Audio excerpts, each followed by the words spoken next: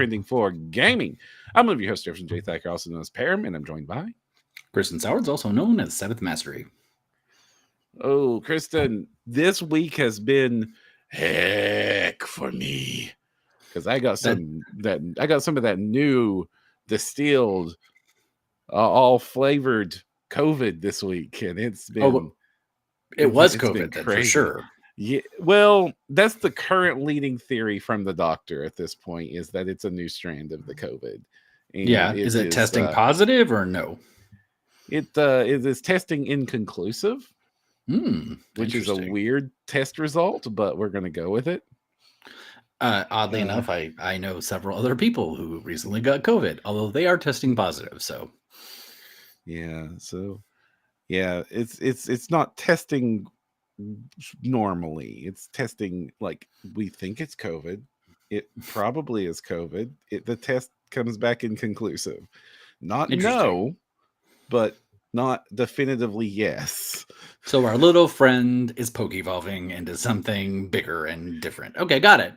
And it was, oh my God. Like it got to the point where I was literally passing out every couple of hours. So that's why we had to cancel last week. So thank you all for the patience. For those of you who've joined us this week, we super appreciate it. And we will be talking about much more happy things than that. Well, but that means my 3D printing, my 3D printing activity has been next to zero, except for that thing directly behind me that you can't or cannot see in frame, which is one of my favorite parts about this hobby is that I also am a photographer. Okay. And I love it when I get to 3D print the cool things and then set up the little toys in their little stages and then get the studio lighting over there and then get my camera out and just dial in the ISO and the exposure settings and all that jazz and take really nice looking photos of things that just shouldn't be. Miniature photography is awesome. Are you going to show us? Hey? Can I show you some of this? Because I think I saw something look pretty awesome. But the good news, while he looks for that file, is I've been printing like a madman. You've been printing like a madman. And are you ready? Prepare yourself. I'm ready. What's up? I've been printing FDM. No, say it isn't so. A lot of FDM. So that's been a thing. Yeah, so like getting to set up the little manzas on the terrains and then like setting up little scenes and taking photos of the little scenes. And that's been super I saw the fun. dino one. I saw the dino one. It made me very happy. Yeah. And like, come on, like these are all 3D printed and they look absolutely glorious. Like, yes, that is cool. And really good paint jobs. I think not my paint jobs. Yeah, I know. I think you mentioned that. These all came from Chest of Colors for the ones you're seeing right now. Okay. And then I've been engaging like Julian and a lot of other painters, and I've also been engaging so many painters, including I'm pulling up their profile so I don't say their name incorrectly. While you're pulling that up, I just want to say hi to Jade Urchin, Floopy, F&D Dragon King, Blasted Samaflange, Lava Being, and Floopy asks, what's FDM? That's a filament printing that generally in my previous existences has been mostly reserved for terrain, and I'm not great at it. But I've been printing props and cosplay stuff. Which is really different for me. And it's been a lot of like leveling up some skills with my FDM stuff that I did not know exactly anything about in that direction. And it's been fun.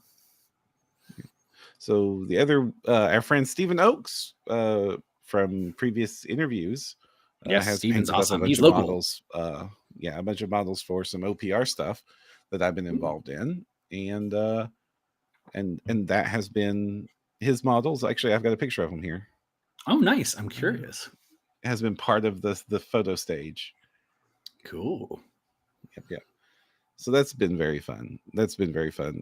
So and it's like nice that I've, because of 3D printing, that my collection of props has grown exponentially as well. So like having cool little rocks with dragons half hanging out of them, and weird little ritualistic stones, and awesome little huts for people to live in. and and that hut and that picture actually is from Gale Force, not Gale Force 9, Battlefield in the Box. I don't know who Right? makes Battlefield in the Box these days, but good Nor stuff, do good I. stuff. Mhm. But I lots of do 3D printed trees. Mhm, I mhm. do often use Battlefield in Box. Mhm. I think I've got some crystals that I did for a cave before I I started have that printing crystal that. set. Yeah, I actually have it Mhm. in purple and green. I didn't know it Um, came in green. yeah, yeah. It was a follow up set they did for the restock. For some reason, when they did the restock, they did it did no purples anymore. So I Hmm. also think there's yellow, but I haven't bought them yet. Hmm. Especially now that I'm kind of like, well, this is something I could do with my printer if I wanted. So, Hmm. but it Yeah. is nice sometimes to just grab the thing. When we talked about that when we were Right. talking about when you can't print. So, Right. But you've been talking about doing FDM printing. Yeah, mhm, we had a question from Flooper that you answered. What's FDM printing? FDM printing stands for fused deposition modeling. It's the kind of 3D printer you picture in your head when you picture of like a little moving needle spitting out plastic. That's yeah. that's FDM printing. And I think oftentimes it is the default for the average because I think a lot of schools that have taken up STEM and makerspace programs Hmm. have used FDM, and so there's a lot more public consciousness of how it works and what those look Hmm. like, and it's kind of fun to see like time lapses of them moving around or whatever. Where Right. I am actually at heart a goo boy. I like Hmm. all the goo, and Hmm. this one particularly being resin printing because the layer heights are much Yeah. more, discreet and the details higher, but they are somewhat more fragile. And that's one of the differences I've been experiencing, like is, doing so much FDM printing, just knowing like I can just grab the thing and like instantly touch it, instantly mess around with it, tear stuff Mhm. off of it. Like the biggest worry I have when I'm handling FDM prints is hurting myself as opposed to Yeah. making a mess or contaminating my workspace or anything like that. Um, Let's see, though. Lava Being specifically asked, how does printing work for small landscape elements that might also be achieved from flocking martini stones? Um, Great if you want them integrated into the model, in my opinion. But there is something to be very, very candid, beautiful, fast, and furious about flocking and styrofoam and just using natural scenic elements. And I would say, do whatever's consistent. Like for me, as long as a consistent print, like a bunch of the same type of models, has the same basing treatment or has the same detail treatment, it doesn't matter what I do, right? Like I can, Mhm. as it's more like does it match? And even with a little creative painting, I can make all three of those things. Foam work, Mhm. printed stuff, and natural elements all look well together if you're careful Right. about your planning and execution. And I'm a bit of a heathen where sometimes I like to 3D print a cool scenic base and then flock the bottom of it. Like Flock you'll the paint up the bottom? gravestones and then flock the dirt. Oh, okay, okay. So you're saying like Mhm. when you say the bottom, you mean the base. When Yeah, I hear yeah. bottom, my brain says the underside. I'm like, why would you Oh, flock the bottom? I was very confused for a mhm. second, but No.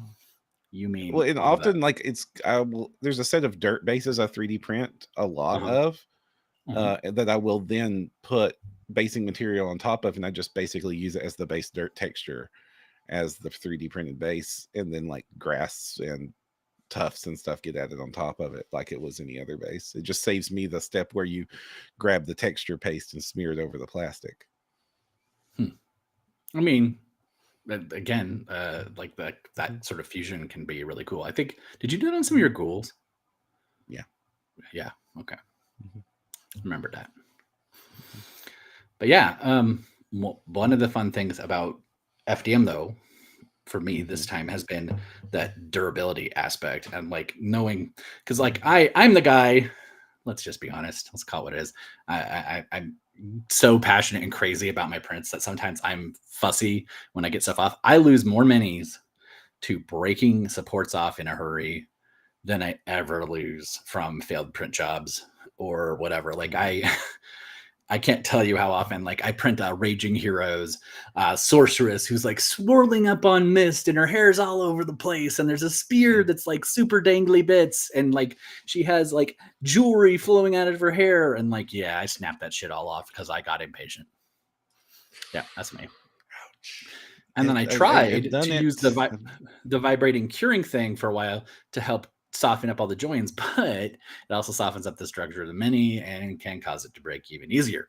So that was less than effective for that bit. It did make them very clean though, which I liked. Yeah. Yeah. And the thing is, like, when it's just printed and it's the best time to remove the supports is Hmm. when your mini is its most fragile. Hmm. And when you're most excited and most likely to make a rash, destructive mistake. Oh no. However, Y- one of the fun things about the SPM is it's not like that. So as I pop it off the plate, and I'm not going to talk about some of it because some of the stuff I'm working on is like gifts for people, but like to have like screw joints, for instance, on FDM prints that screw together like within seconds of coming off the plate, and you can build the thing and it works, and you don't even need glue. That's crazy to me after working in resin almost exclusively for a couple years. Because prior to this, my my FDM, I did the one deck box that had sliding mhm, pieces, right? But before that, like otherwise, all my FDM has been large terrain elements like gates mhm. and massive like land structures and maybe like a carved cliff face or whatever. But never really got to enjoy the precise because we talk about what is it it's the dimensional accuracy and how Mhm. resin can warp, and dimensional accuracy in FDM is really good, and Yeah. you can get very precise joins and fits, and that is really fun because like there is something satisfying about like here's these two pieces that were completely like nothing to do with each other, two different colors of filament, and you snap those puppies together, and at first it's like, oh, they're not going to fit, but you can actually just put a little pressure and it works, and they slide and everything snaps together, and you're like, damn, that's satisfying, right? Like, where, obviously there's even a tiny bit of resin resistance, and that thing is going to shatter to pieces. Yeah. Pieces. I keep looking for like the best resins and stuff for gaming and stuff, and there's lots of companies coming out with like wargaming resin, and Atlas has been teasing some stuff on their social media where they're throwing stuff Mhm. off rooftops and all that jazz. FDM solved that problem a long time ago. Like Right. Right. PLA, the most common, cheapest material, it'll stop bullets. Uh, Yeah. Well, and there's some fun effects. Like, I've been doing some gradient filaments and stuff. Like everybody knows like there's like a rainbow one, right? Or a couple like, kind of prismatic ones. But there's some other really fantastic effects. Like I hadn't seen have you seen the directional ones where like you look at it one direction, it's this color, and you look at it the other direction, it's a different color? yes, the dual prints, cool stuff. I've been wanting to do some like I've been wanting to do some of those dice mugs I've been showing you off in some of those fancy shimmer stuff, because like Mhm. you get really cool resin effects, and it's a hobby. It's much more friendly for doing those changes, because with resin, if I want to change what resin I'm using, I have to empty the vat completely, clean it out, then I Mhm. have to put the new resin in and then print what I Mhm. need to from that. But if I'm not going to print a lot of it, that means I then need to clean it out and then Mhm. put the new resin in. And FDM, for the most part, if you're just printing PLA, especially PLA from the same company, like the setting is the setting is the setting, you're done. Right. It's real easy. But with resin, just changing from clear blue to smoky black can drastically change the print settings you need to use. Mhm. Very true, Mhm, very true. I like in the cure time and all that stuff. It is kind mhm, of fun, like to like I don't do a lot of FDM like filament swaps, but it'd be very easy for me to do and be, I would mhm, say, decently, decently comfortable with the result, right? There might be a mhm, total break if the filaments are not the same brand or whatever, like where there's like maybe a residue or something that builds up on it, but it's still mhm, pretty forgiving. mhm. Matt, Yeah. welcome in. One of our Hey. first first time visits from a Spotify listener. So thank you, Matt Downer. Hey, welcome aboard. If you got any questions, feel free to ask them in chat. Yep, yep. But I think this is a segue into a topic. Yeah. When you're looking for what to print, it's when you first get starting in 3D printing, especially, you're going to pop over to the fun sites and you're going to search for the cool things, and you're going to see hundreds and thousands of models out there to print. And if you're not careful, you can already get yourself into a bad time by picking a bad model to print. Which, because this cool hobby has democratized production in such a way in design, that means that, yes, the cream of the crop, the most talented of the talented, have now been given a way to get their creations effectively and profitably to the masses. It also means that every person at every skill level has that same level of access. And not all of these designs are equal. So I think it's time we should talk about what you should look for. What makes a good model a good model? Like, and I'm not going to even talk about, and what we're not talking about, like, completely opinionated. Like, there's opinions going to come into here a lot. Sure, but like, opinion will be we're definitely. not even talking about like me saying I want the cute animal people and you saying more tentacles. That we're not talking about that kind of what makes a good model. We're just going to talk about like some basic quality of life issues, so a lot of opinionated stuff, and actually some things to avoid because it's going to make your life more difficult. Right. Yeah. And especially if you're about to pony up cash for these models, because like in all things, there is lots of free stuff out there. Some of which is incredible, by the way. Yes. But if you're not paying money, you have to dig through a lot more stuff to find that really great stuff. Where on average in the paid space, there's still good and bad stuff out there, but it's easier to find the good stuff in the paid space than it is in the free space. Yep. I think we could start with that. Like, what I see when I start to see something that I'm interested in and check for, maybe. Sure. Is that a good place to start? Sure, go for it. Okay, so one of the things I will first look at, and it's funny, we've just been talking about this, is the specificity the creator puts on their stuff about material and printer. So, like, when someone says, oh yeah, my stuff prints on every printer without supports, I am immediately suspect.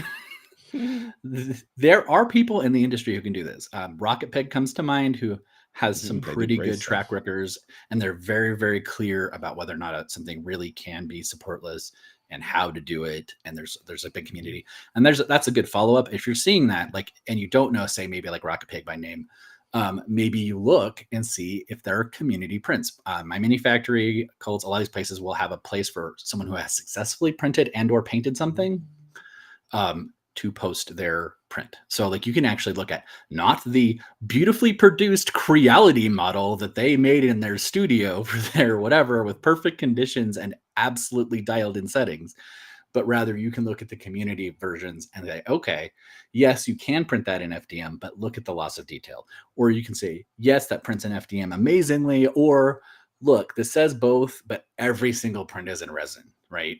When you start to see things like that, you're starting to go like, okay, yes, I'm sure that's possible, but the reality is this is how it's coming across. This is what we're seeing. And I think the specificity of that is important. And in general, across the hobby, it appears to be common wisdom has said, if I want miniatures, they're designing for resin. And if I want terrain, they're designing for FDM. And I would also say there are people that will cross over. Yeah. And they will call out that they've crossed over very explicitly. Like Cast and Play and OPR's New Terrain, explicitly resin first, resin. Rocket Pig and Bright Minis and Fat Dragon Games miniatures miniatures designed specifically to be printed in FDM printers, And I would and say that you have high. Yeah, go ahead. and when they target those things specifically, and they have a good reputation for it, those are great places to start for trying those technologies out Mhm. with those artists. I would say there are hybrids out there too. I'm going to use a positive with Raging Heroes. They recently, I want to say like a year or so ago, because they've been doing resin stuff for quite some while. Raging Heroes, Heroes Infinite is the name of the sub, Right. which is its own site. But they started adding props, and the props and Mhm. probably even some of their terrain is clearly meant to be an FDM thing, right? Mm. Where most of their minis, I would almost double down and say these are all resin intended minis, right? Like, Mhm. and so I think you're going to see that too, where there's an occasional like our props. Loot Studios is a good example to me too. They have a lot of stuff that's props that would be, you know, uh, FDM print versus their minis, which are very, very optimized for resin, I would say. Yeah, but that's a good Yeah, example. That building that would easily print in FDM and be very good. Although that looks like sectional resin would work for that one too, which makes me yeah. excited. That's a fun set. It makes me want to play Necromunda just looking at it. The loot, not loot, Raging Heroes this month is like this really nice, awesome looking cyberpunk set with crazy cyber doggies and robo cowboys with machine guns, all the fun things you want. Yeah, that's actually exciting because I hadn't had a chance to look at it. I still am sub though. That's one of my few standing ones that I haven't ever canceled. They So, do a thing I don't like, mhm. which is you have to email them to cancel your sub, which is Yeah, illegal in a lot of places now. interesting. Yeah, yeah. But they do great minis. They do great minis. I'm also Yeah. sub to them.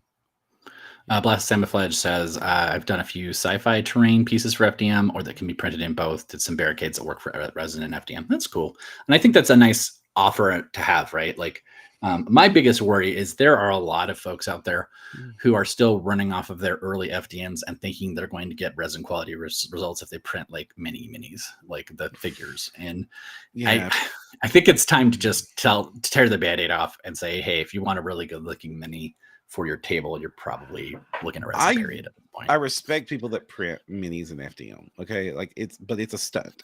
It is pushing the machine past the point that it's designed to go, Right, and right. it's just like I have all kinds of respect for people who can jump motorcycles over canyons. I'm impressed. I'm not going to do it. Sure. And the absolute truth, unfortunately, is that it is not possible for an FDM printer at this point, or at least the common commercially available ones, to reach the level of detail of a resin printer. Just the math doesn't work. They're not Right, capable of right, printing that small of details, period. But right. if you dial one in and you have especially if you have a dedicated printer set up for this, like you're saying, this is going to be my mini printer, and it can be a small format bed, like the bamboo small one is probably like a really good candidate for this. Um, and you have a very small needle and you dial in your settings perfectly and you're mastered tree supports so that you can actually support these minis and get them to come off without breaking to 1,000 pieces, you can do some impressive stuff. And it will take you 10 times as long to pull that same mini off the plate as it takes to print that mini in resin. And you will Yeah, never quite be at the right amount of detail as a resin mini. It can be done, but you're asking for heartache. yeah, yeah. How much larger? Lava Beings, that's the question. How much larger would you like to scale a miniature to ensure good quality in FDM printer? Um, that depends on what you define good quality, because frankly, Mhm. you could scale it up, Lava Bang, and then sand it and get something really nice. Almost like for instance, I want to say Neo. Is it? Gosh, I'm forgetting the rest of their brand. It's Any Studios, right? NES, or they do they do a manga or anime inspired line of minis. They're fantastic. Okay. And I subbed to them for quite some time, but people have started blowing them up to life size. um, Oh, and wow. printing them in FDM and making like these dark elf assassins and other things that are like 6 feet tall. And yeah, you can totally do that, and it's awesome. But then you're sanding it, you're painting it, you're doing all this stuff, and it gets to the point where you're basically printing a really cool support structure for a whole lot of work you're going to do on top of it. And it starts to become a question of like, could you have sculpted this in the same time? You know, and with this many big prints to get your life size thing together, like a life size, you know, like cosplay is different because you're inside that and it's not going to be as much mass. But to actually have a freestanding dark elf assassin like they do, in this particular project I'm thinking of, you could probably get a mannequin and Mhm. paint and cosplay it up to the same level of quality in the same. That's the one. Hey, Satan's Panty says Neo Kingdoms, and I do believe that's the one I'm thinking of. Yeah, Mhm. Nice. yeah. Let's talk about let's talk about minis. What makes a good 3D printable miniature? Like, what are you looking for there? I can tell Hmm. you that one of the first things that I'm looking for at what I consider quote unquote a good 3D printable mini is consistency of texture. Is the very Interesting. first thing I look for to like it. It's like the biggest red flag I see as to whether or not this is going to be a professional quality miniature or if it's going to be a more amateurish work. Which what that means is that the quality of the textures across the entire model Hmm. are consistent with each other. So there's like consistent density of texture. And I'm not saying like you have like Arc Villain games on one extreme where they just put like so much texture on their minis. It's crazy. Like every single inch of skin, you can see every single fold, every single wrinkle. Like you can see like the blemishes on the chain around their necks. And that's one level of consistency. And then you fly over to Artisan Guild on the other Hmm. side of the thing where you have like there's still good amount of texture on the model, but like you're going to have like a whole swaths of an arm will be a smooth texture surrounded by a texture or Right. and neither of those things are wrong, but the thing is that it's consistent. I'm not going to have a mini where like the legs and the body are like smooth swaths of thing, and then the vest on it is hyper textured like crazy, and none of this stuff seems to match. It looks like, and this is often the case of how they come about like this, smashed together pieces. And Right. when you Right. see inconsistent texture, it's often the result of an artist who has taken stock assets and bashed them together into a model, which using stock assets is not a bad thing in this of itself. But Correct. anytime you use stock assets in any form of art, it's on you to integrate it into the rest of the art so that it looks consistent. And when Yeah. things do not look consistent across the model, big red flag. And it's not just going to be the look that suffers when you do that, Mm. but whenever you see that level of work, it means that I'm going to expect that there's going to potentially be gaps. There's going to be potentially be puzzling issues. There's going to be issues about points of contact and like it's just the media. It's like it's the first visible red flag that this Hmm. miniature is going to have problems. And if I Yeah. get this miniature and start to tear it down and look at it, I'm going to notice more and more and more and more problems down the road. Yes. Absolutely. Mhm. Um, want me to go on? Sure. I totally get what you're saying with that because I've seen it and there's like weird phantom like join lines, especially in like a more amateurish one, and I get that for Mhm. sure. But I'm going to go a totally different direction on this and say the functionality and playability of the mini is one of the first things I look at. Everybody knows I love AVG. I love Arc Villain. I love them. I love them. I love them. I love them. But decorative bases that are 12 times the silhouette of the mini, good God, no. No, no, no, no. Also, whether or not the verticality and the uh, the dimensions of the thing, like I have wings that go 12 feet out in every direction, and nobody can actually move their minis near my monster because it's basically got a wall around it. It looks badass as hell, right? But like, yeah, it is dysfunctional, and no matter how amazing, no matter how incredible that mini is, I don't want to print it because it's going to have a bad table presence. It's going to knock Mhm, terrain around. It's going to get broken. Um, mhm, and that playability thing, your mini's gorgeous, sure, yeah, but please, for mhm. God's sake, include an option for a non-decorative base that's just like a frickin' square or circle, please. With the wings thing, I'm kind Lord of the Print is one that is comes to mind there, where they will do the dragon with the massive wingspan that just looks amazing on a shelf, but like it Mm-hmm. all makes it almost impossible to play with. And I kind of do Mm-hmm. like that they also include B poses for these models, where it's like, and then this one is the dragon on all fours with the wings tucked in, and so like it fits Mm-hmm. mostly on its base, and so they Yeah, call it or the rearing up, playable rearing version. up. Yeah. So I appreciate, like, if you and that and there's nothing wrong with that, but I do appreciate it when an artist thinks about that. Like, you need to think about playability when you're printing these models. And I like the big crazy bases and all that stuff too. But even I want the model to mostly, especially down low where it's likely to interact with other models, to mostly stay on its footprint and not encroach too far into other spaces. Right, right. For sure. We have an We have a interjection fun question here. question. Yeah, okay. Yeah. This is a bit off topic, but I think it's an important question. Mm-hmm. Matt Downer says, I've got a question. Blah, blah, blah. Using proper safety procedures like opening windows and not printing while in the room, is printing in the bedroom really that bad? I asked because I don't have any other options. So I'm going to say the answer, I'm going to start with the answer you don't want to hear. And then I'm going to talk about ways to mitigate it. And then to also remind you that this is an emerging hobby whose entire safety concerns we do not know the answers to. And we will not know for decades all the answers to Right. the safety concerns involved in this emerging hobby. True. Yeah. So that is one thing to note. Secondly, the biggest issue for keeping printers in your bedroom is it is a space where you're going to be spending the most time possible Mm-hmm. enclosed. And it's likely going to be an enclosed space Mm-hmm. because bedrooms offer privacy. And so having proper ventilation and stuff like that in that room is going to be difficult. And it's also a space where you're going to be unconscious and unable to react to changes in your environment around you.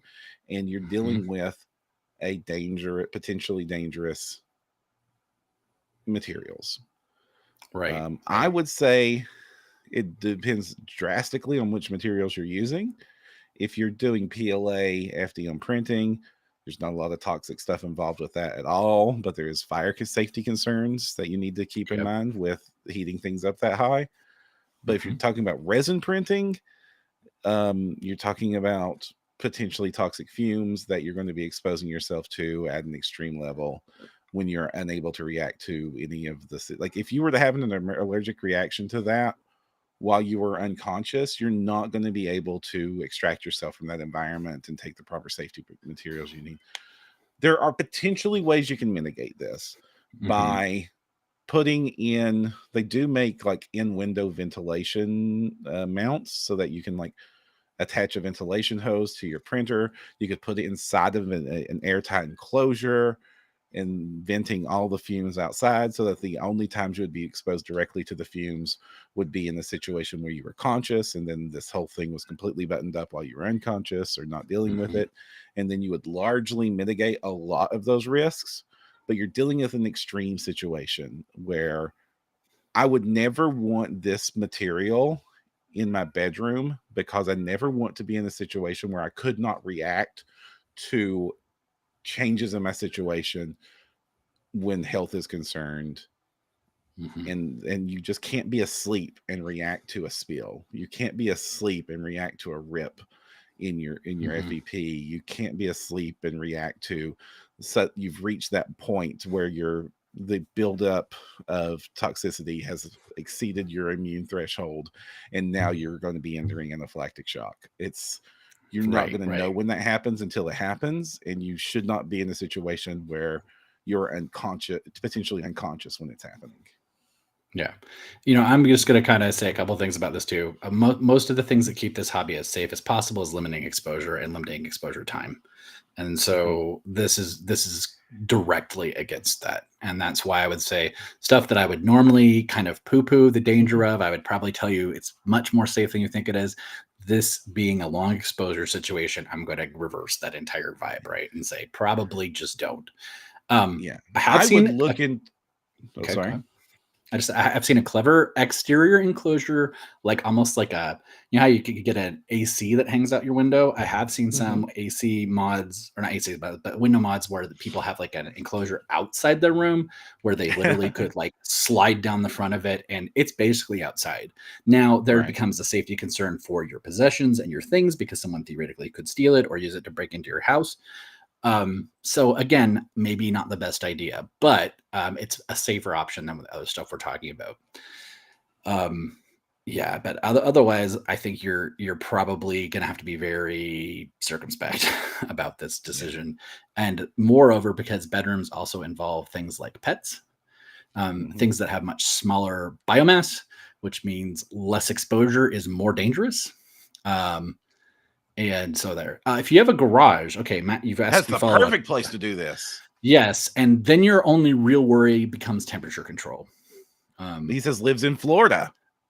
okay, so your temperature You're in the control is prime not. That's the perfect Yeah, place for it and the yeah, greatest temperature. Yeah, just yeah. set up a desk down there, open the dang garage door while you're working in the room, and you're golden, my friend.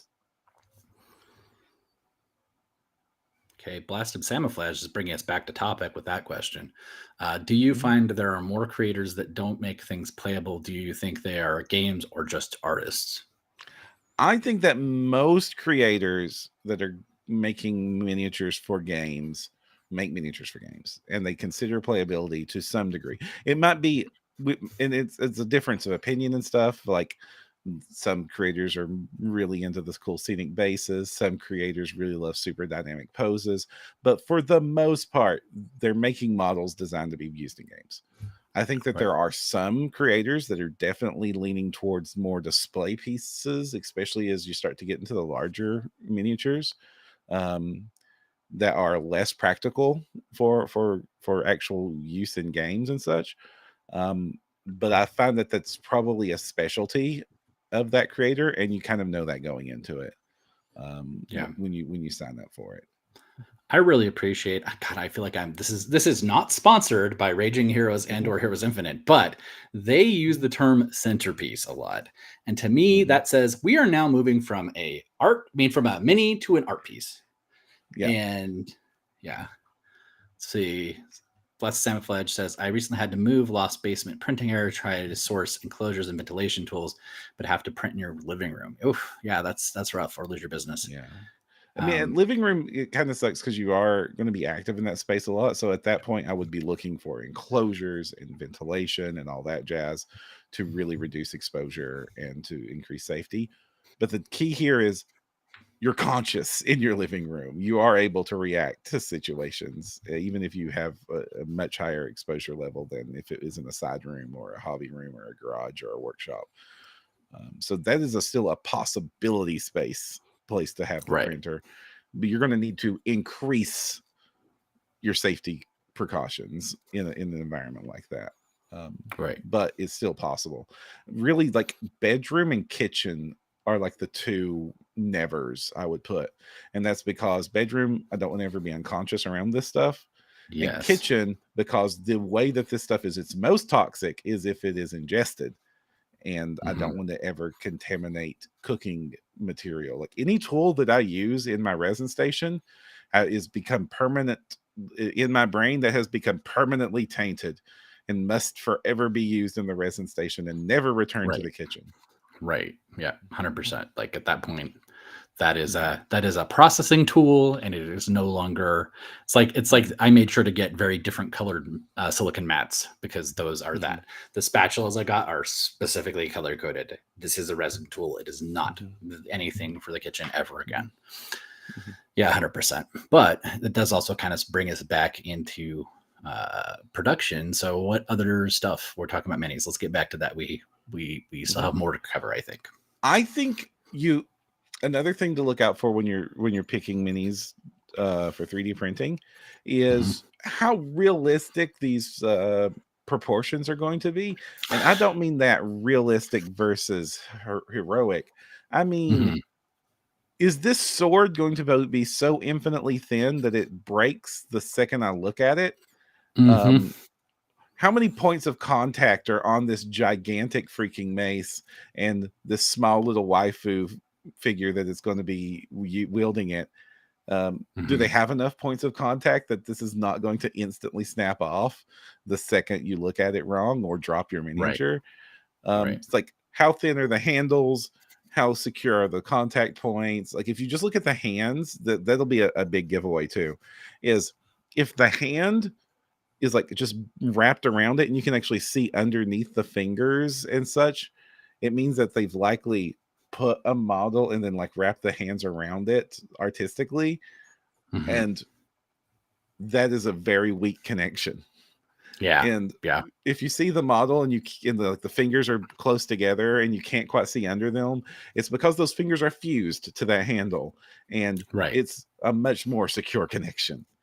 Yeah. And Well, and again, I this is think another case where like the worst offenders are the people that have like got a cool freaking sword from CG Trader and then slapped it onto an armature and did not, or are using assets that are, or are artists that are used to designing for video games yeah. and not for printing and 3D printing. And those Mhm. crossovers, there are certainly skills that cross over, but like in video games, you can get away with like very weird connections of clothing and texture, and things can be infinitely thin.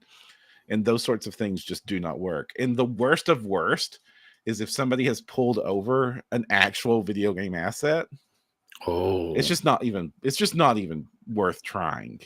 I pulled Okay. like a very old example from Thingiverse, and ooh, Mhm. it is. If you can see the polygons on the model, it's usually a gigantic warning sign to stay away from it. Right. Right. Mhm. Oof. Any thoughts on that? Yeah, I'm gonna use it kind of to move into another part of what I Mhm, look at, because mhm, a lot of what you're talking about for the artist, the sculptor, translates over to kit bashing, and mhm, so I think when I look at a mini, I need to determine what my intention is towards the mini. Am I mhm, buying that because that Artisan Guild mini actually has a badass sword, and I intend to put it on something from 5 years, five releases ago? Or am I buying that because I want to print it as it is? And I will also then contextualize that to say, okay, I am planning on kit bashing, so I do want this, mhm, piecemeal kit. Or mhm, no, I want to print that many. And then I'm actually going to look and say, does this artist offer a pre-assembled option?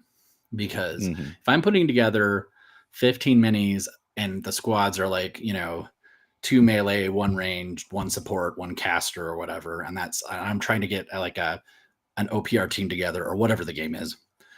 I do not want to pose every single mini unless I have a vacation that is paid, and I don't have paid vacations anymore. So, oh no. uh, right now when I take time off, it's literally a negative. And so to take the time to build a mini piece by piece, I have to be really super invested in that mini being exactly that. Um, and so, yeah, I'm going to want, depending on my time and the scale, if I'm building a player character for D&D, I'm either going to use like one of those customizable builders, like a Hero Forge or Eldritch Foundry, or I'm going to put that together literally out of kit bash bits, right? And that's going to be like my thing that I'm spending my character that I'm planning on playing for like 2 years, right? Then I'm going to take that time. If I'm making kill teams or, skirmish fight teams, store bought is fine. Like I want that like pre-set up, pre-posed, slap it on a plate and let's go. Hey, Scott's here. Hi, Comet Lord. Uh, And very let's excited. talk. There's that up. Yeah, go ahead. What? Oh, hey, Comic Lord. Let's talk about that. Leads me into like one of the other things I look forward to, like when I Uh-huh. can tell like a high quality model from a low quality model. Hmm. Posing. Nice. This will Indeed. Like, segue. into my next one too. I'm excited. Go ahead. When you have a model in your one of the cool aspects of the artist is to have the model actually posed in a way that both looks natural and or looks interesting and is exciting. And like you don't want your models to be like all stiff like Lego characters with that just doesn't look natural and the toes facing forward and stuff. Like in the ironically, because I'm so involved in the Gundam hobby, like posing your Gundams correctly to display them on the shelf is like a big part of the hobby that like lots of people says like, you know, this is the next skill you need to learn after you learn to build the things is how to put them on the shelf in a way that looks natural. Um, so that's why I pulled a Gundam graphic on that. But like, you know, setting the stance, making sure that the shoulders are lined up correctly, making sure the arms are spread out. The things just look interesting, and just for an even basic standing there pose is important. And I'm not saying like every model doesn't have to be like completely crazy on their posing. Like something from Cobra mode, for example. It doesn't Right. need to go like that crazy, but like here's an example of two models from the same model posed two different ways. One's a very simple like kind of relaxed pose with the sword held out, but even then you can Mhm. see that the model has shifted its weight forward to, with the sword coming out. They're shifted forward on one foot's hanging back to counterbalance that, and it looks really good. And the other one's like a lot more dynamically posed with it flying forward, the wings tucked back, the sword pulled back, leaning into the shield on the charge, with like a cool wavy thing to be a basing element to balance it on. And that's a much more dynamic pose. And both of these poses are actually on the pretty tame side for Cobra mode. Yeah. Um, Yeah. and that's just I like this model because it's like shows the same model posed in two different ways that are both good posing, where like you actually can Right. feel the weight of the model. It doesn't feel like it's a toy sitting on your shelf. It looks like Mhm. it could potentially exist in its space, and it implies movement and stuff like that. And good posing is so important to make anything believable on the battlefield, whether it's going to be just a group of spearmen like relaxed leaning on their spears and you can just feel the exhaustion just rolling off of that unit that you put together because they're waiting for the battle to start. And that's some of the most exhausting themes of all the way to Lancelot like standing on the back of his horse about to jump off from Heroes Infinite. You know, that's an Right. example on the other extreme. Yeah. Blessed Mhm. Samofledge throws out someone who's done piecemeal figures and working on some add-ons. I found that legs, heads, torsos are three options, putting some together, but not too much. I actually like that a lot. Mhm. Battle Yak also sticks out in my mind as having, Mhm. three or four modular pieces that are like lower body, top body, whatever. Mhm. And I really appreciate that because that is not like a whole time crunch. And if you've got good joins and good like gluable connections, printing them in pieces and not even taking the time to do that and just handling it with glue when you're putting it together is much more viable. Building a Mhm. 20-piece kit printed out that way is both obnoxious to pull off the supports and it just feels like I might as well have taken the time to assemble it because I'm going to spend that much time gluing it and holding it and pinning it, or whatever. Morgan Weirling says, not much of an immersive player. I would argue that having every model in the action pose could be immersion breaking. Sure, yeah, having the add arms pose is very important. And actually, I think it's especially for smaller like creators who give us three or four poses per mini, that's a lot less workflow intensive to up their mini count. And I think it's Mhm. a really good offering to have that kind of like stoic. I mean, Scott's here. Scott sometimes has like an at attention kind of stoic guard pose and then like has the badass I'm coming at you pose. And that Mhm. adds intense value to a mini, especially one that like Scott takes a lot of time on his textures, for instance. Mhm. And I really appreciate it. So it's nice to see those textures because sometimes, like, depending on your pose, you can just spend all this time making a rad texture and then, like, you move the arm in front of it. So, like, to have another pose where it shows off the big, cool armor texture, it adds more value to me in multiple ways, right? Mhm. And this segues really well into my next point is not only the posing, but the paintability of the mini. Um, Mhm. because oftentimes you get a mini, and like I said, I just mentioned, I love a pre assembled mini. So it's Mhm. print and go. But if the pre-assembled mini is like arm in front of cool textured breastplate in front of casting effect, and suddenly I've got to get my brush under all that to get at their armor, now I'm regretting that that's all one piece, because now I have to like force my paintbrush up there, and I already have like some issues maintaining a steady hand and a steady brush stroke. So like to Mhm. do that while I'm like stuffing it between two limbs and trying not to snap the resin off, like Mhm. no, not a happy camper. So there is something to be said about that aspect as well. Can I paint this? And at that point, is it worth printing it in piecemeal so that I can paint it more easily? And sometimes that answer is yes if you want to do a really good paint job. You are looking for a specific example, I think. But going back to Battle Oh, Yak, for instance, I paintability. Oh, so okay, go yeah, ahead. Go ahead. just I had some times where I went ahead with those separate pieces so that I could Mhm. swap it up. And the separate pieces also let you use material swaps. So if I wanted, I did those cosmic horror skitter monsters. I don't know if you remember, and I used translucent red so that like a lot of the tentacles and tongues and stuff were all like this cool see-through red that was really neat. And like you can do things like that with the piecemeal build, which is you know another way to like pull that in and benefit from an assembly that it becomes favorable to painting and material swapping. Anyway, I'm rambling. You found your picture, I think. So paintability is also very subjective to how you paint. For Sure. Oh yeah. instance, let's look at the arch villain like games. Like first, arch villains quality of their artistry is like some of the top, like some of the best in the Yeah. Some game. absolute best in the industry. Yeah, 100% but agree. they're also known for like hyper detailed models, like with Right. texture on texture on texture on texture.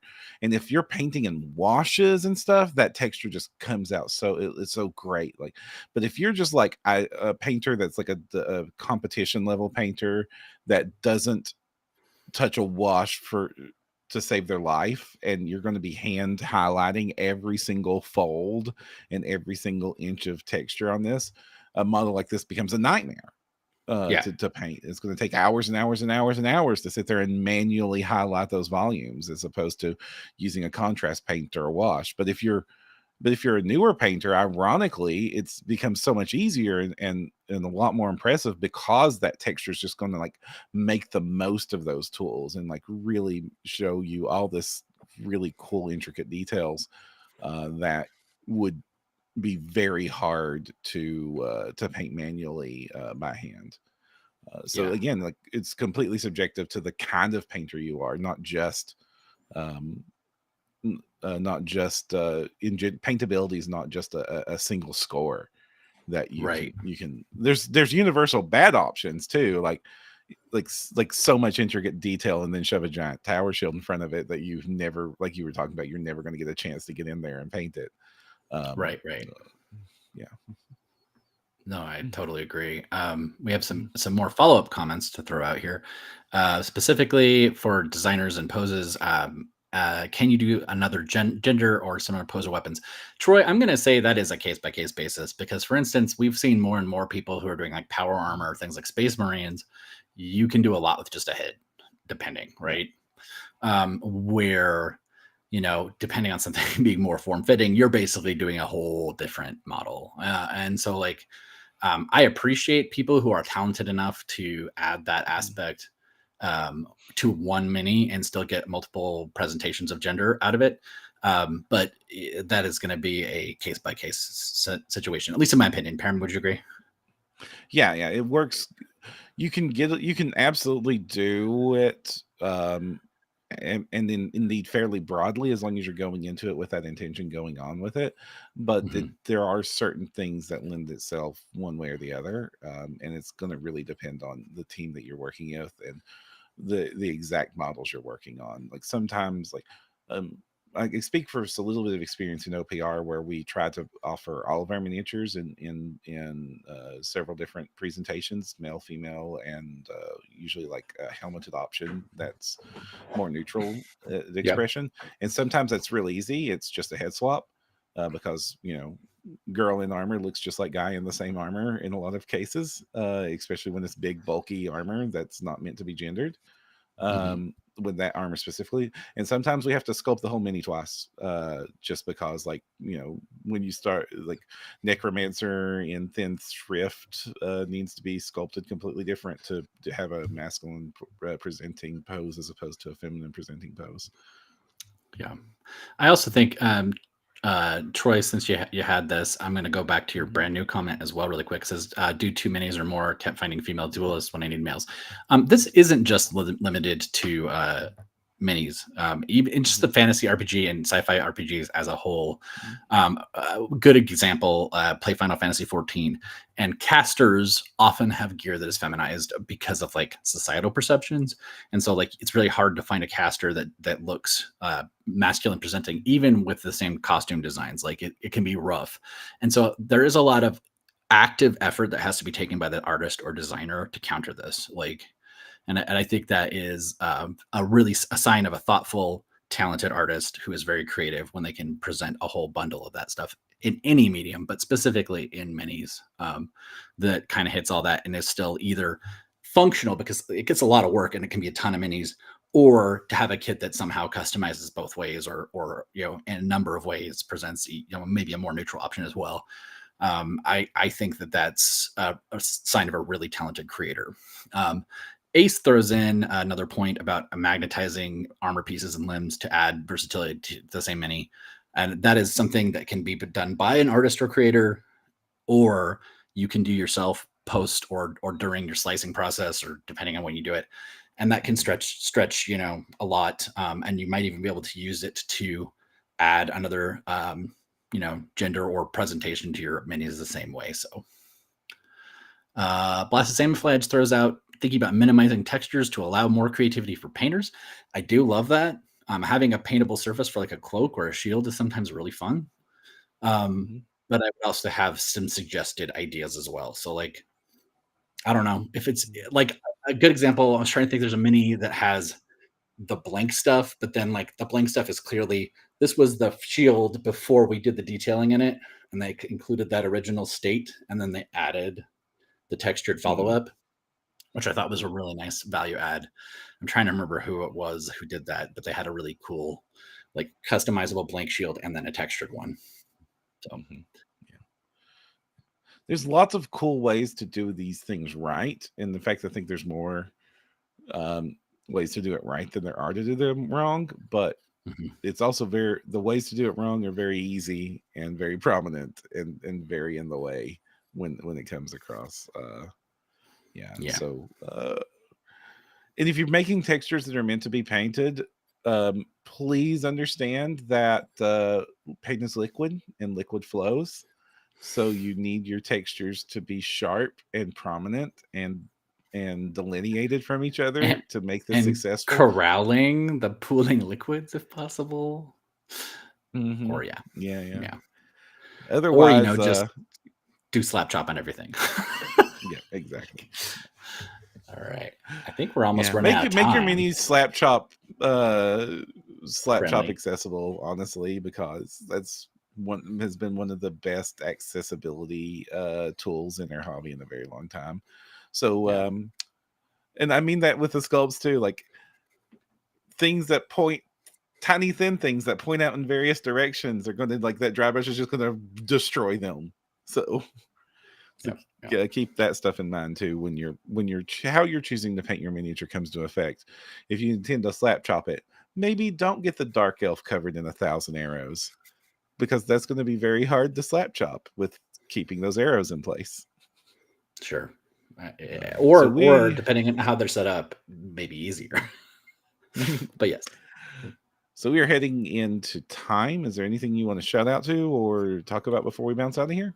Yeah, since Scott's here, I'm just going to say there's pre-sign up for an upcoming campaign for Scott. Scott's probably going to stop by and Ooh, talk to us about it during yeah. launch, which we're excited about. Um, But you can go to Comet Lord's website or their social medias. Facebook is where I think I saw it, and there's a sign up already for notification when it goes live. It looks like there's some really cool stuff Scott's got coming down the pipe. I'm super hyped for it, and I've missed new Comet Lord creations for a while since that changed, and I'm excited, yeah. very excited. Yeah. So Yeah, I very much love Comic Lord's material, and I'm looking forward to seeing more of it. There's definitely there's definitely room for you in this space, and I want to see more of it. Last question we're going to have from Morgan Whirling. It is on the topic of value convenience. Do you think the artist should specifically mention or advertise their models being sculpted for conventional painting and or contrast speed painting? I don't think it's worth it because it's usually just pretty obvious at a glance what models are going to be good for what. Um, I think it's worth keeping that stuff in mind when you're sculpting it, just so Yeah. that you don't like make a model that is intentionally hard to paint for Mhm. any of the techniques. But I don't think that that has yet reached advertising potential.